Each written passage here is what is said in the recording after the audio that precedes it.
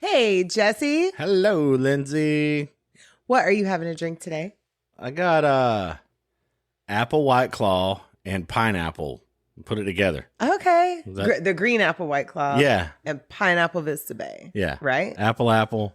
What are you having to drink over there? I have a blood orange White Claw, a lime Vista Bay, and the retro vibe Celsius. Oh. In the cup. The Geekville cup. Mm-hmm. All right. Hell yeah. Hell yeah. You want to get that intro going? Yeah. Let's get started. All right now, right off rip. Mm-hmm. Woo. Woo. Woo. Happy Friday, everybody. Yes.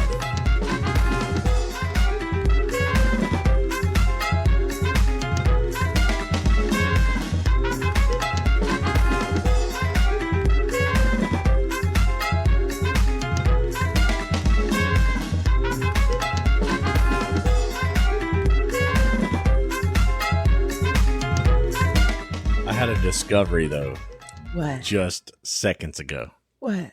I'm sitting over here. Well, we're both sitting over here, like at the kitchen table, right? Uh-huh. And I found raisins that used to be grapes. Yeah. At the table. It was like, okay, we had the kids over last night, And they love grapes. apparently they had left a grape in the crack of the seat. And then I found two of them. I was like, what? What are these? Yeah. They're grapes. They're almost raisins. Yeah. Grandparents. What Yeah. made you feel old today type thing, right? For So sure. speaking of which, what made you feel old this week? Oh, I gotta hand him Need the the notes. fucking notes.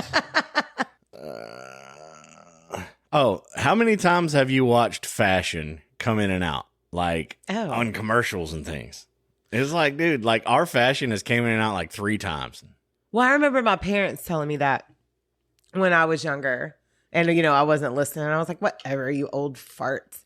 But they were like, yeah, like some of the stuff y'all are wearing, we wore. Because I just pictured them wearing like prairie dresses and shit, which have come back around. God, yeah, they did. No, so your parents are 70s, so it was like, Well, they were born in the 50s. So, yeah, they were grown-ish in the 70s. Yeah. yeah, early adulthood in 70s. Yeah. So, I mean, Yeah, my 60s, dad, 70s. they graduated in 72. There you both go. of them. That's Yep. exactly what I'm saying. Like their high school graduation years was in the 70s, so it was They like had disco done came the back 3 best times.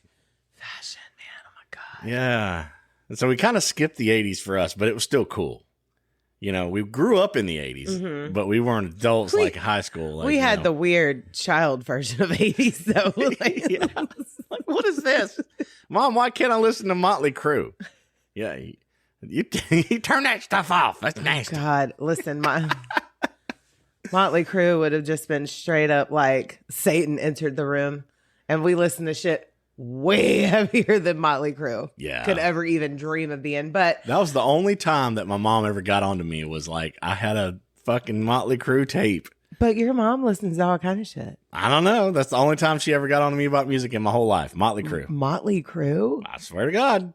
Girls. That Motley Crue? That exact one. Yes. That exact one. I mean, yeah, their lifestyle was insane, but their music wasn't that big of a deal. I guess because they had that song that was The very lyrics and the controversial, things, Shout at the Devil, but they were shouting at the devil. Like they were shouting at him, right? Yeah, I guess. Or to the devil. I don't know. I'm really not a fan of Motley Crue, so I don't know. I don't know. I'm more of a Methods of Mayhem kind of fan if it comes to Tommy Lee. So just Oh, saying. Just yeah, saying. Tommy Lee's gross. But what made me feel old this week? So I was walking the other day, and I was almost done with my route. I was back on our little side street here before we get into the neighborhood, which is a connector road. You're not supposed to drive very fast down it. And there was this guy in this like wannabe, like it looked like a project type race car. And so he flies down the street going one way really, really fast, and it's loud. So I'm irritated already because, this is what makes me feel old.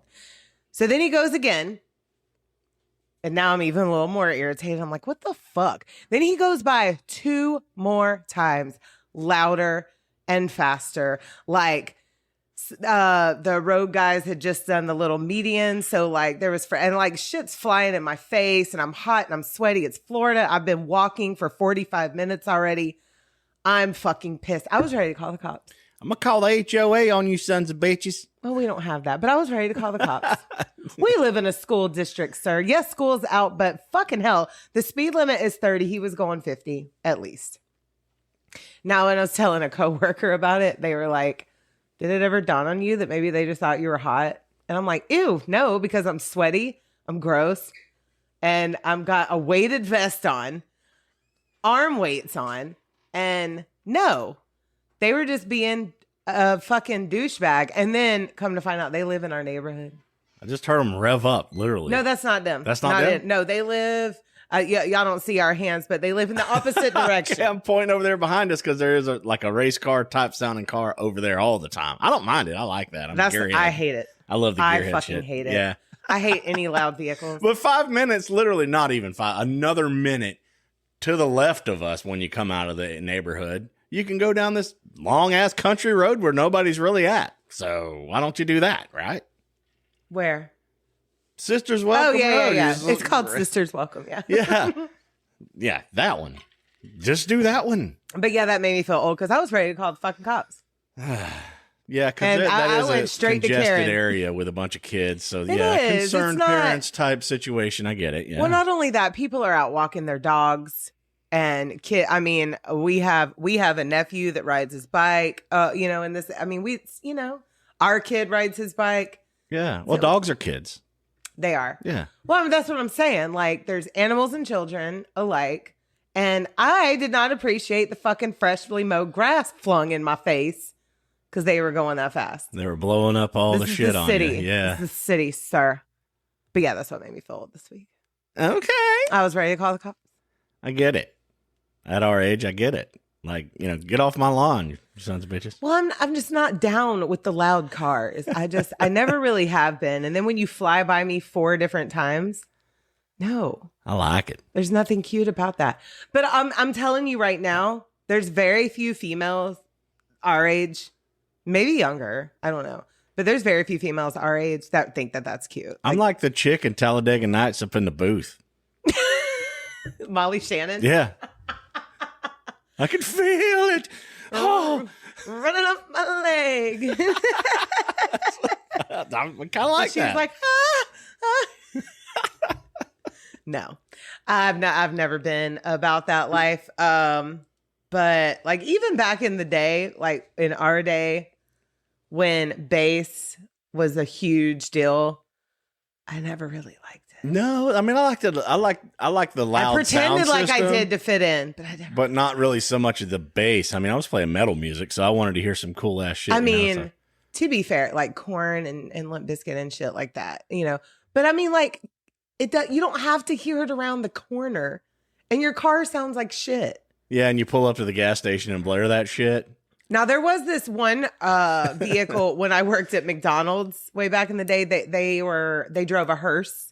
Yes, And I remember that. You remember the hearse? Yeah. Okay. When they would come through drive-through, like all of our windows would rattle. It was not a good time for anybody. You're like, just really. take your fucking McNuggets and go, dude. Come on. And what's crazy is like I love hearing bass at a festival. I mean, like when Cypress Hill, goddamn, Yeah, DJ Lord. all the bass drops Yeah. at a festival setting. I don't know why. I just don't really like. I don't think it's cute in a car. Yeah. I don't know because you're Out of in all the open DJs, air. that's number 1 for me. DJ Lord. DJ dude. Lord is the Lord of Yeah, DJs. That is really good. Yes. Good stuff. I'm sorry, we are stalling because Jesse doesn't know. So he drew this name out of a bag, and today we're drinking about Sarah Everard, and it's not a good time. We had a good time last week. This is not a good time. Not good times? Not a good time. You're gonna want to fucking rage against the machine. But Really? here we go. Okay. You ready? No. Okay. So Sarah Everard was born in Surrey, England. We're over in the UK this week. In June of 1987 to Sue and Jeremy Everard, and she was the youngest of 3. Her older sister and brother are Katie and James, and The family actually moved to York sometime in her years before school started. Her family was very tight-knit. Jeremy was a university professor, and Sue worked for a charity organization, like salt of the earth type people. You know what I mean? Yeah. She attended Fulford School in her youth and then went on to study human geography at St. Cuthbert's Society at Durham University. You're nailing it, dude. You put all that together just perfectly. Look at that. Ball gown, dude. Ball gown. She graduated from university in 2008 and moved to London to work in marketing and became an accounts manager at a digital media agency. This was like her dream job. She was living her British dream. Yeah. I can't say the American dream. She was living the British dream, okay? So she started dating a guy named Josh Loth, and he was also in marketing. So, just compatible on every level. Sarah was sweet and smart, creative. She loved to sew. She loved to cook. She loved to travel. She had been on extensive trips to South America, South Africa, Southeast Asia, and had plans for more travel in the future. But as we all know, in 2020, the world shut down due to COVID-19. Yeah. Yeah. What were we doing that weekend? That exact weekend, I'm sure we're hanging out on the back porch goof booting. Are you kidding me right now? You don't remember. I'm so pissed. What? What were we doing? We went on our anniversary trip to Universal. Oh, yes, right. And before. So our plans was we went Thursday, Friday, and Saturday, and we were and to come home on Sunday, and everything was shutting down that Sunday. That's right. Yeah. And I couldn't taste the fucking butterbeer. Fuck. Yeah, he didn't know why.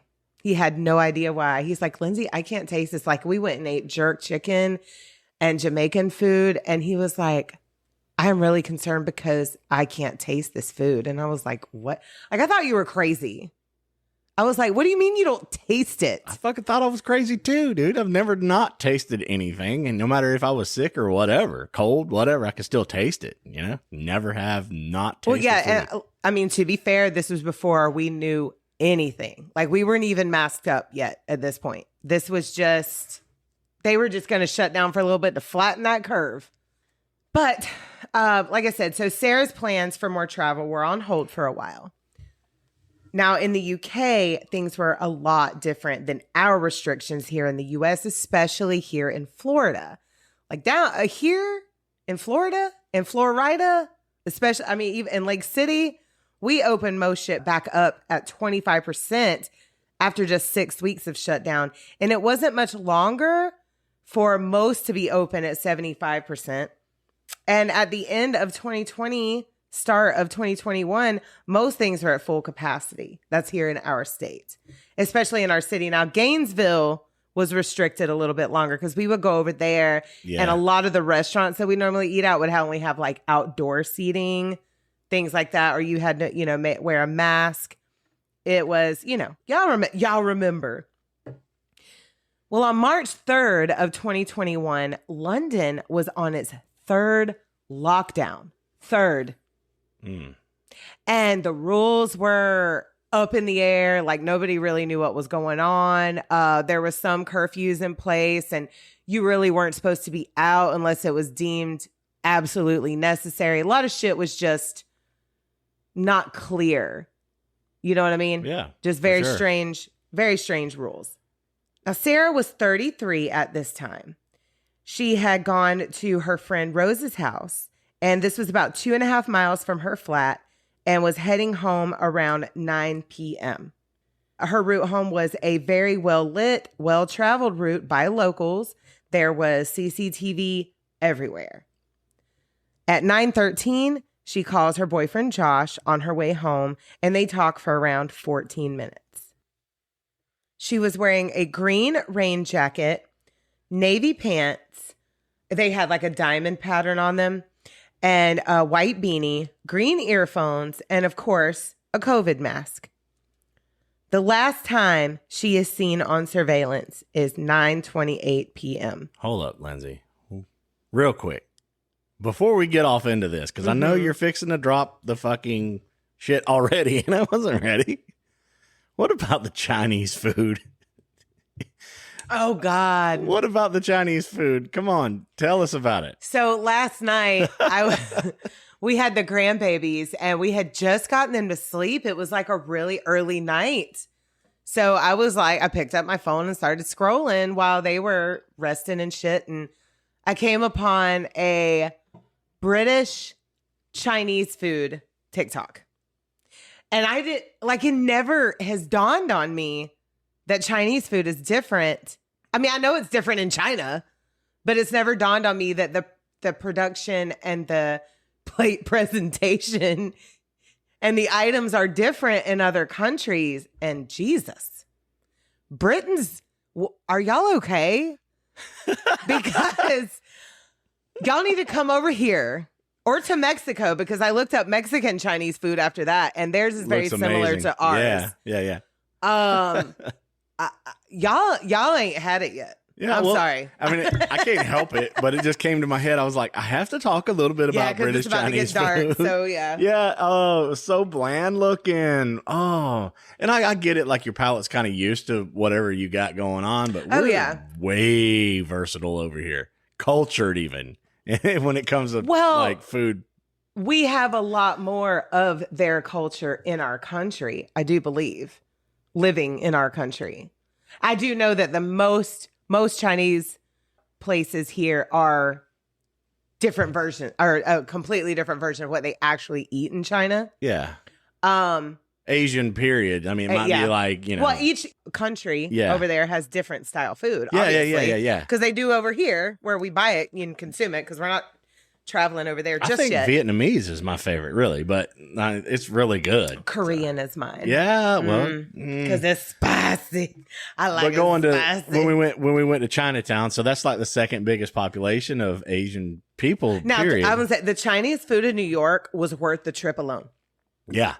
Now, everything it was not like worlds different than what we have here. It was just better. You know what I'm saying? It was so good. I mean, we weren't even that hungry when we went in there, and we devoured every bite, because they served everything that we ordered. They served it to us sharing style, and there was no leftovers. Like, we ate it all. It was good. It was so damn good. It was so fucking good. But it wasn't like leaps and bounds. It wasn't like completely years difference, like a whole different cultural difference of the version of Chinese food compared to what they do in Great Britain. You know what I'm saying? Like, it's like you're looking at what they have and what we kind of get over here. They had these fried chicharrones that were like prawn flavor. I don't know. It was it's just exactly what you would imagine British version of Chinese food would be. Yeah, and I love a lot of British food too, though. I mean, so but you guys gotta follow what's his name, Mullet Review on TikTok. Okay, yeah, it goes to the buffet. So he is where did we leave him at? Day 25. He is going to every Asian style buffet until he gets food poisoning. Yeah. And he hasn't got it yet. Then why do you go there, dude, and you get pizza? But it's not even fair, Mullet, because you are eating pizza and French fries. What did I say? And pigs in a blanket. He's sitting there eating a piece of pizza, and I'm like, that's why your dad calls you Joe Dirt instead of Nunmaker. Right there, because he's got his mullet shining. Oh, it is so amazing. Anyhow, Lindsay, we had to go off on that. I'm sorry. All right. So, it's about to get really, really dark, you guys. So we had to get out our laughs. Yeah. Okay. So like I said, the last time she had been seen on surveillance was at 9:28 p.m.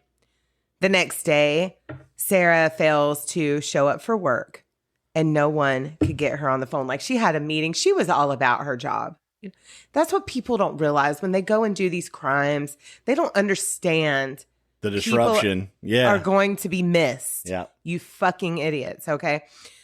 So nobody could get her on the phone, and around 8 p.m., her boyfriend, Josh, reports her missing to the police and calls her family. Now, posters went up immediately, and police were actually on the job. Like, they, in a lot of cases that I've listened to, and even ones that we have covered, sometimes the police just don't do what they got to do. But they did in this situation.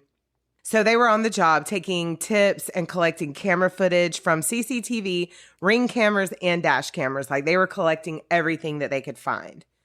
Her name was trending on social media quickly, and the footage that had been collected was released to the media by March 6th. So this happened on March 3rd. By March 6th, it's everywhere. They're doing the work. They're doing the work. Yeah.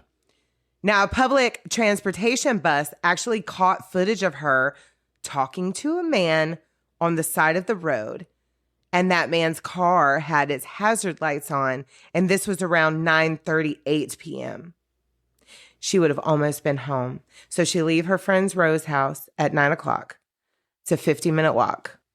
That's a lot of damn walking. Well, it's 2.5 miles. I mean, she could have took, I don't know. So I'm a walker. I like walking. So some people just want to walk, you know? I get it. I mean, yeah. It's city and if life, you've got good music in your head and a good fucking podcast, that 50 minutes ain't shit. Like literally. And you are saying 50, right? 50 minutes. A lot of damn walking for me. Yeah, because you don't. I don't. You don't get it. No.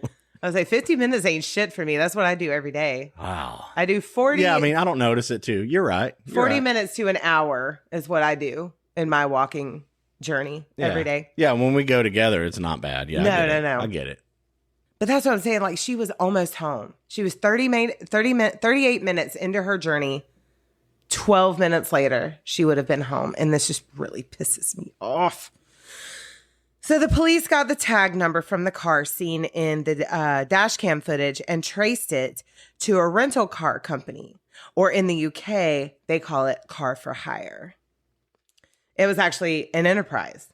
I guess they're global. I didn't know that. So on March 9th, police arrested a man and his wife on suspicion. The man was Wayne Couzens, and he was a Metropolitan Police officer from Kent. And his wife was just kind of caught in the crossfire. She actually had no idea what was going on. She did not have any part of this. So Wayne was also the father of 2. That they had together, right? Yes. So this is a police officer. With kids. Married with children. Right. Now, Wayne was arrested on charges of kidnapping and indecent exposure because he had went through a fucking McDonald's drive-thru without wearing any pants. What? Twice. The fuck? That they knew about. He wasn't driving a hearse, though, was he? But he was exposing himself to minors. That is Jesse. disgusting. Yeah. I was just going back to your McDonald's experience with the hearse. Yeah. Gotcha. But fuck Wayne Couzens, okay? Fuck Wayne Couzens. So, why does he sound familiar to me? I don't know. I don't does know. he? Why does that sound familiar to me? Well, I mean, this is a recent case. Maybe you caught wind of it on social media because, everything can escape you, Jesse. Can it? I guess not. Yeah. Maybe I've heard something about this. I don't know. So Wayne Couzens was born December 20th, 1972, and lived in Dover, Kent, which is about 70 or 80 miles from where Sarah lived. Come on, dude. That is so disgustingly pervy. So he had served in the Territorial Army and later became an authorized firearms officer. Like over there, everybody can't just be toting guns. You got to be authorized. And he was part of the Civil Nuclear Constabulary. Did I say that right? Constable. Yes. Responsible. But not him. No. Now, he was transferred to the Metropolitan Police Service in 2008. And in 2020, he was assigned to Parliamentary and Diplomatic Protection Branch. This all sounds a whole lot fancier than it was. I just want everybody to know. I think that the constable, the civil nuclear constable thing was like voluntary. I don't even think he got paid for that shit. Really? Yeah. But he could can protect some hierarchy in political people too. Right. His titles just sound a lot more fancier. Wayne Couzens was not that great.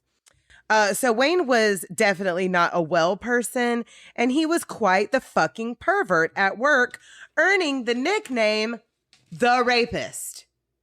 And he walks around with that Also on his little badge, don't he? Like, look at me. Yeah, okay, that's me. That is unacceptable. No. How are you in the fucking London? London is huge. London Metro Police Department with the nickname the fucking rapist. Yeah, when he shows up to all the guys in there getting coffee in the morning. Hey, how's it going, rapist? And well, that's what I'm going on to say. Hello, Mike. How's it going? I'm going Australian. My bad. He had also shown coworkers the torture porn that he was into and had sent indecent photos of himself to people online. That's who Wayne Couzens was. Yes. Great job, London. Yeah. I'm taking a drink on that. I'm sorry. You're flipping me enough to where he should not have this fucking career in stature of being a constable. Come on, dude. There's a lot of crooked ass fucking bobbies and out one there. of the ones that is authorized to carry firearms because it's not like it is over here where they all do. Okay, let me take a breath. No, I get it. You should be fucking uprising right now. I feel like I'm just like this guy. Fuck him. Fuck. Now, it is clear that he had planned on doing what he goes on to do, but with no particular victim in sight. Just whoever he seen along his route. Now, he is in London in his rental car and spots Sarah walking alone. He stops her.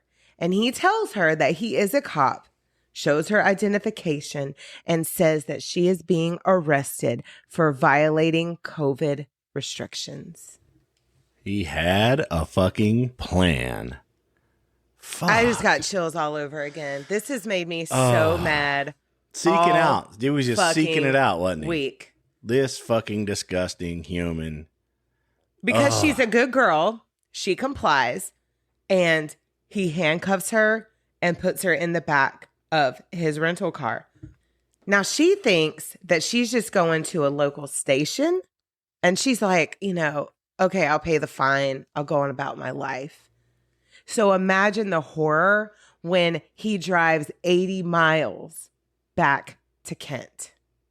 Yeah, we just passed the station right here, bro. What the hell? Right? Yeah. So when the police figure out that it was Wayne and go to his house to make the arrest. Don't you fucking go here. Come on. I'm fucking just terrified of what this garbage. No, I told you the police do the work. Okay. Yeah. I was just saying. No, the police do the good work. Okay. Fuck. So he is asked if he knew Sarah and he denies everything. He denies ever even talking to her or having any interaction with her. The only thing he knew was that she was missing because of the news. He didn't know that there's cameras every freaking few hundred feet. That's what I'm saying. This guy is now? fucking stupid. Yeah. And he also, before the police came to the house, like right after he commits the crime that I'm going to tell you that he commits, he wiped the data off of his phone. Doesn't he know that can be easily fucking retrieved? Right. You fucking idiot. And then the build up between his coworkers and other people around him, just calling him casual. You do not have a fucking good reputation, bro. No, but they're casually calling him that, and he's feeding off of that too at the same time. He's like, oh, well, I can get away with whatever I want. They think I'm cool, right? And also, right after he commits the crime that I'm about to tell you that he committed, he took time off of work because of quote unquote stress, personal stress. And he even turned in his weapons. Unbeknownst by his wife, I'm sure. Yeah. She thought he was at work. Yeah, exactly. Exactly. Yeah. You are exactly right. So police are like, dude, we have you on camera talking to her beside your rental car. And this was like, from what I could tell from the camera footage, because I watched a lot of it, it was a yellow ass fucking car. And that is just so not legit. I mean, it's just, you're just showing up in this shady ass car. It's so shady. The whole damn thing. Well, he showed her identification. Yeah. Because he was indeed a cop. Yeah, he fucking thought all this out. I'm going to be like, no, I'm waiting on somebody else to come here in an official vehicle. I can wait. Right. So then he's like, okay, here's the deal. I'm in financial trouble because I didn't pay my sex worker bill. And the people that I'm in trouble with, which are identified as Eastern Europeans, they're involved in human trafficking. So they made me kidnap a woman, to turn over to them or they were going to kill my family. So that's the story that Wayne Couzens now has for the police. Which might be some kind of a tie into some bullshit that he got into, but it still sounds like a bunch of fucking bullshit. Well, the police are like, who are these people? We need to find them so we can find Sarah. How do you communicate them? Like, what's the whole deal here? And he says everything is in person. So he has no receipts to show any type of communication with this supposed gang. Yeah, I don't believe you. I think that now you would be seeking for safety and trying to get out of the whole situation, honestly, if you were in that situation. But right. He already has a past, fucking dirty ass McDonald's dude. Now, at this point, the police know that he's full of shit and they arrest him and they arrest his wife, thinking that maybe she was an accomplice. Now, the wife is cleared, but Wayne remains in custody as the investigation continues. Well, they found that his cell phone had pinged off towers in the area of Hodes Woods. Now, that pisses me off just like Ruth's Chris, but it is what it is. It's Hodes Woods. It had pinged several times the night of Sarah's disappearance. Now, Wayne owned a plot of land in this area. And after an extensive search, they found a severely burned body in a pond on Hodes Woods. Damn. It took dental records to identify her body.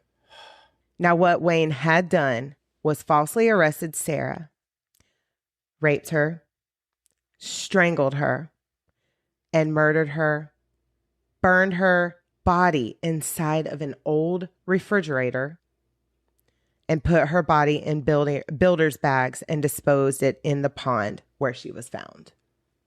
This picture sucks, Lindsay, that you're painting here. I know, I'm so sorry. I told you this one was a little sad. No, I mean, it's not a little sad. It's a lot sad. At the sheer imagination that I have of the pleasure that he got out of doing this. Right. Shit. He was just literally living out a fantasy from the fucking torture porn that he had been consuming, and it was consuming his mind. And he's already a sick person who had actually just, in my mind, and several others' opinions as well, he had just slipped through the cracks to get in the positions that he was in, to have this authority that he had. I mean, the Metropolitan Police Department in London, that's fucking huge. Yeah. And the echoes of assurance from everybody around him, they weren't shutting him down, which they should have. Yeah, no arrests were made on his indecent exposure. And in fact, one of the minors that he exposed himself to, her parents were fucking fighting him and fighting him and fighting him. And it was just kept getting shut down and shut down and shut down. They were trying to get charges pressed against this man. Like, some bullshit like that is laughable. Like, you can just brush that off and be like, oh, that's just him. You know, that's just how and it if is. it had been shut down, Sarah would still be with us. That's why I'm so fucking on that hill right now. I'm going to build it bigger because this is fucking garbage. His whole fantasy vacation just came to light and he got caught. You piece of fucking... Oh! I don't even want to say dog shit because I don't want to insult dogs. Yeah.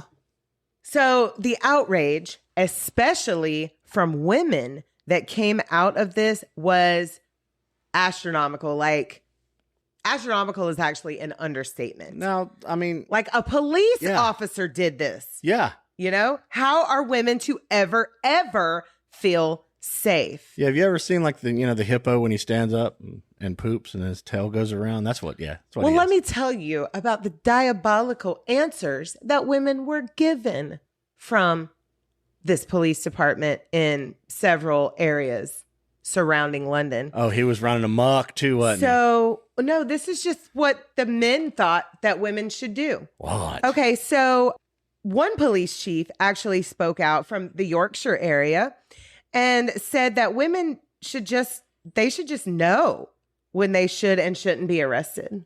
They should just know that. By gum. By fucking gum. Fuck. And then there was, okay, so why don't you call 999, which is their 911, and verify that it's legit? Or call over a passerby to witness the interaction. or even run to the closest residence and stay there until things are verified. What? The fucking arrogance. What? Are they walking around that arrogant? Who's they? I don't know. But still, are humans walking around that arrogant like, hey, you're supposed to know? Don't you know? I mean, wouldn't you then be charged with resisting arrest? Fuck yeah, you would. Like there was just no... I mean, and there was a couple more of these stupid fucking answers, but they were just as shitty as the rest. So there were vigils held, but kind of like protest vigils. And one was called Reclaim These Streets. And that happened like almost immediately after Sarah was reported missing. And another one was, I'm sorry, I'm scrolling because I did not type these. No, but they're...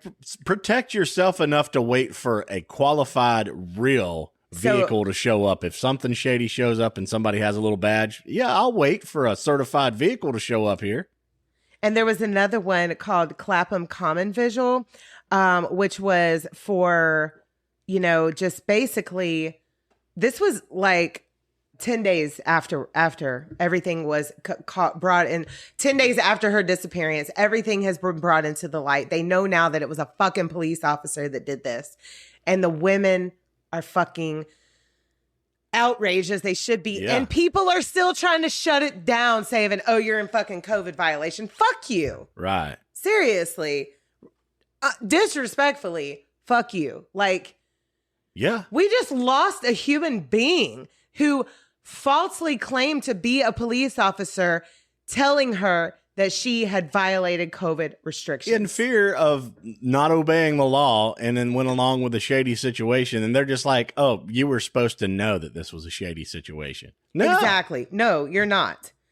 Well, on June 8th, 2021, this was a few months later, Wayne submitted a guilty plea and admitted to everything and was charged with 4 indecent exposure counts as well. So there was just more than just the initial 2 that there was some people shit knew about. Already held back that they didn't want to break out until it was time to break it all out. Yeah. And he was sentenced to life in September of 2021. Now, there is a documentary called Sarah Everard, The Search for Justice, but that one is only on Apple TV. Now, I found several really good ones on YouTube that were very informative, helped me get what I needed to write this out.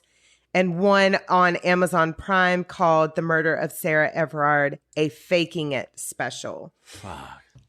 All right, so I'm going to read you guys a little bit of Susan Everard's victim impact statement that she read in open court, basically to Wayne Couzens, because fuck him. So she says, I read that you shouldn't let a tragedy define you, but I feel that Sarah's death is such a big part of me that I am surprised there is no outer sign of it, no obvious mark of grief. I have been changed by it, but there is nothing to see. Outwardly, we live our normal lives, but there is an inner sadness. People who do know are unfailingly kind and have helped more than they will ever know. We are not the only ones to lose a child, of course, and we form a sad bond with other bereaved parents. After 4 years, the shock of Sarah's death has diminished, but we are left with an overwhelming sense of loss and what might have been. All the happy, ordinary things in life have been stolen from Sarah and from us.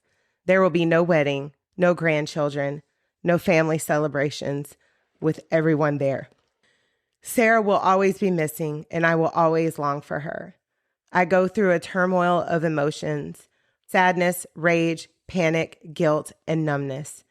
They used to come all in one day, but as time goes by, they are more widely spaced, and to some extent, time blunts the edges. I am not yet at the point where happy memories of Sarah come to the fore. When I think of her, I can't get past the horror of her last hours. I'm still tormented by the thought of what she endured. We find we still appreciate the lovely things of life, but without Sarah, there is no unbridled joy. And grief is unpredictable. It sits there quietly, only to rear up suddenly and pierce our hearts. They say the last stage of grief is acceptance. I am not sure what that means. I am accustomed to Sarah no longer being with us, but I rage against it. And I'm going to cry now. Yeah. For her believing in the system because fuck the system. That's where you start saying fuck the system right there. When the system fucking and rage beats you against that machine, girl. They beat you that bad. And how do you get that back? You don't get that back. You don't. But that is the conclusion of our story on Sarah Everard. And like I said, it was not as fun as last week's episode, but it is. We're here. We're always here for awareness. We are going to share the good, the bad, the ugly. And this one just really bothered me. Really, really bothered me because why? Exactly. Why? Good people just fucking taken out because for nothing. Nothing. Lindsay, I don't want to. I know. Thank you, though. The thing is, wait. If something like that goes down, don't trust it. And this motherfucker had the audacity to take his family to that area because I told you he owned a plot of land. He took them there on holiday. Wow. Yeah. He's just so fucking arrogant. Ugh. He made doctor's appointments. He made vet appointments. He just went on about his fucking life. Yeah, nothing. I'm good. While this poor, innocent girl who did nothing wrong and was living her best fucking life was sitting in a pond. Yeah. Burned. But that's all I'm going to say about that. Jesse, what band do you have for us this week? Because we absolutely need a palate cleanser. Help me. Cleanser time. Help me, Jesus. Help me, Tom Cruise. Lindsay, this band is called Capture This. They're so amazing. And the song is called It's About Money. So here we go. Ooh.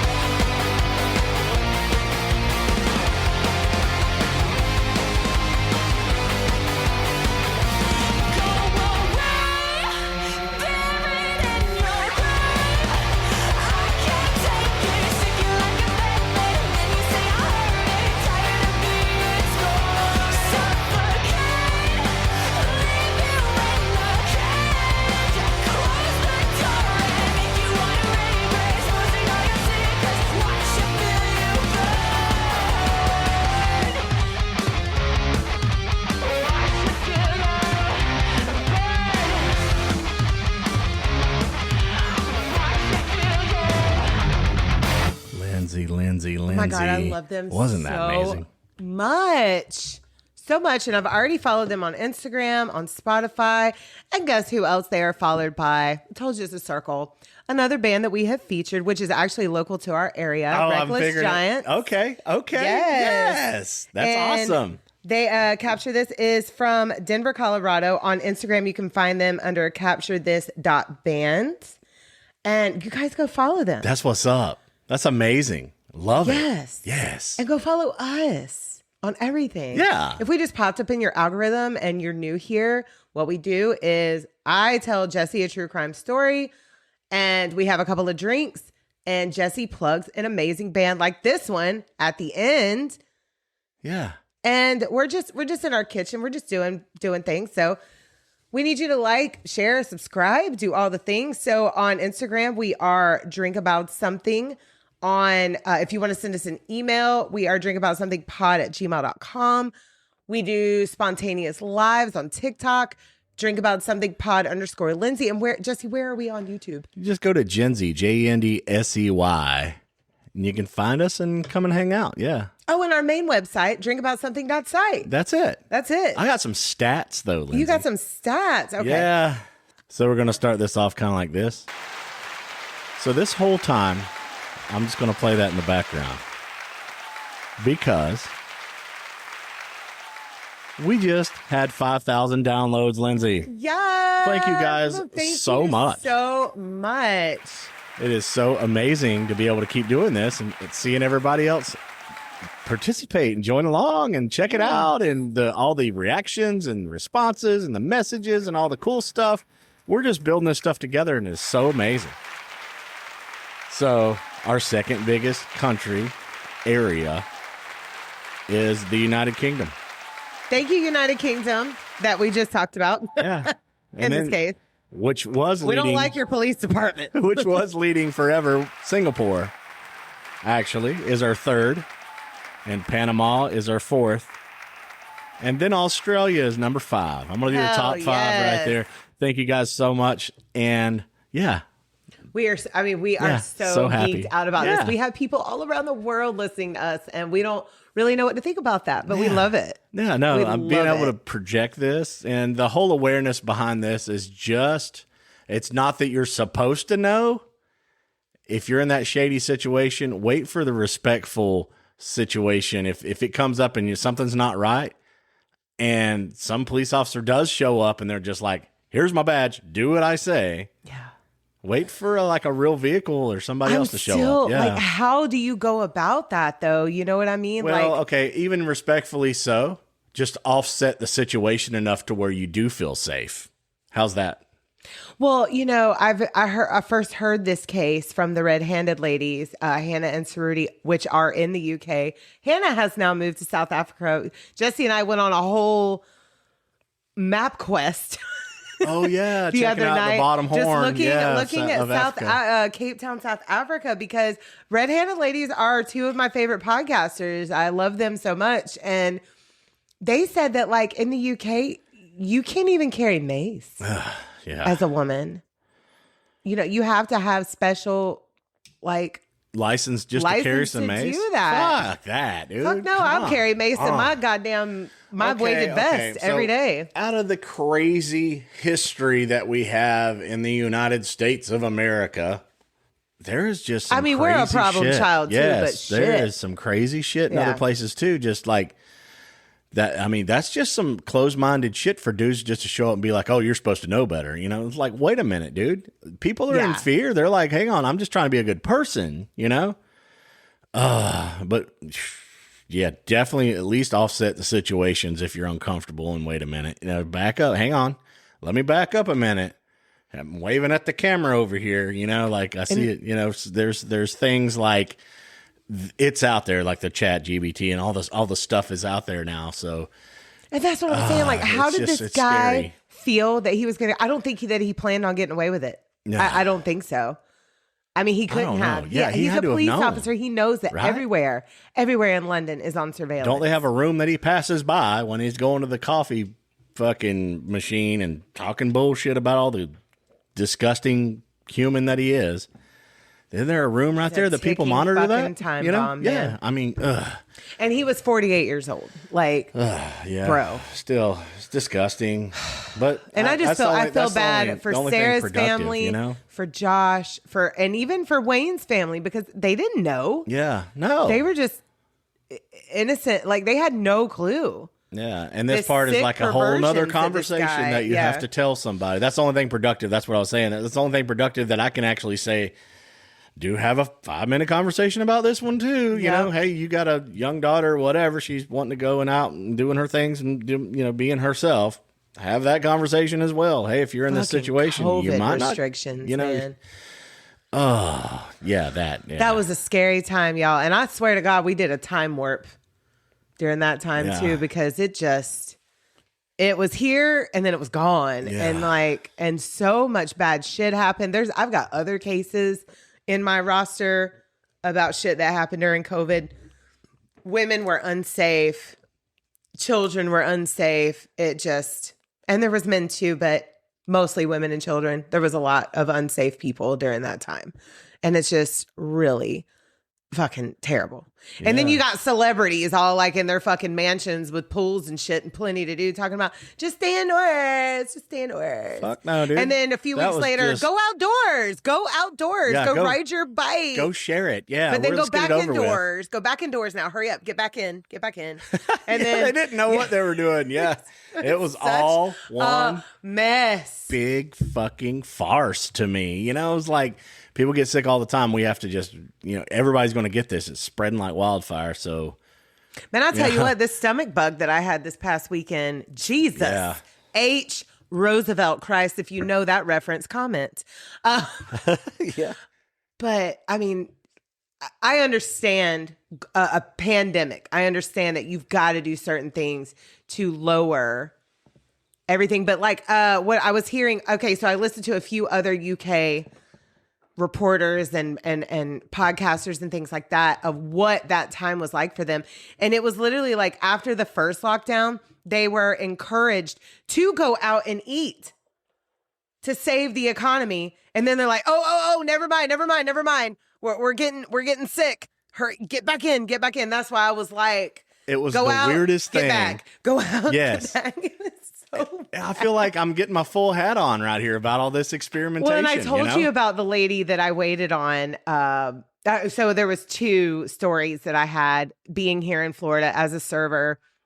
One couple was from California, and they said that Florida was their conjugal visit during the COVID times. Right. And then another lady, I'm going to come down here and live. I want to live. She was from New York. And she was like, they're just out here shitting in the street. And she was so loud. And it took everything I had not to bust out laughing. But I was like, I felt the passion in her voice at the same time. It was really a huge nest for people that had idle time. And especially if you got a criminal mind, there was probably a lot of fucked up shit that really happened in households and in neighborhoods and people that were held back from being able to like work that out and just be regular in somewhat way. And there was a lot of crazy shit that people just blew up because they're just held back in their homes. They're just idled hands. It just created a lot of fucking... Yeah, I was gonna say I read a lot of books, but I was depressed. I mean, I was still working 2 days a week. Because we had our to-goes were available. Yeah. So they picked like the top staff members to run that station, but it was like management and one of us. Yeah. It was very eerie. Like driving our roads was crazy, like sad. And like I would get the boys, we would get up and get dressed every day because our youngest school was providing like snacks and books, and it's literally right around the corner. So we would drive there and get it. We would drive to my work. So we would drive to my work and get our free meal because they were providing a free meal for us every day. So we would have our little outing, and then we would come home and we would just be like, what do we do now? Yeah, what do we do now? But we were all watching Tiger King, so yeah, sure was. Yeah, I rewatched all the Star Wars trilogy. Or not trilogy, it's not a fucking trilogy. The Star Wars universe and the Marvel universe during that time in chronological order. And it was a great journey. The whole world of amazingness. Yes. and became a complete Star Wars nerd after that. Welcome to the world, Lindsay. But we are going to sign off on that note. And like I said, make sure you guys like and follow and subscribe to us. Like, follow, and subscribe to the bands that we play on here.